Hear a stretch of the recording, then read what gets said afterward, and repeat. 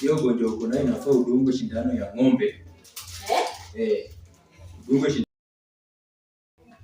Umesema unaugua ugonjwa gani? Nasikia tu mwili unachemka na hisi baridi. Mwili unachemka? Imeanza lini?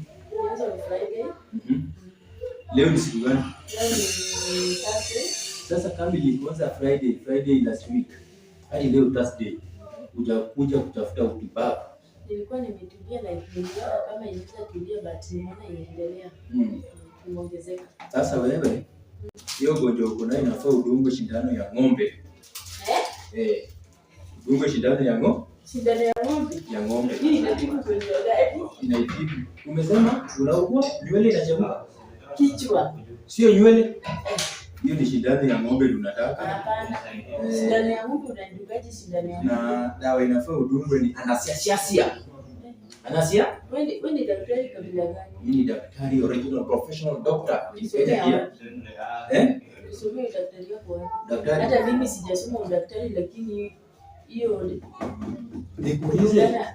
Nyamaza hapa uko ofisi yangu. Sawa? Ofisi yako Ni mama yako ama baba yako ndiye alilipia karo ya kusoma udaktari?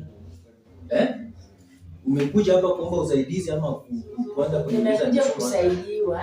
Nyamaza. Unadungwa sindano ya ng'ombe. Hii hospitali yako ni government ama ni private? This is a government hospital. Na government hospital now can you take medicine for how you want to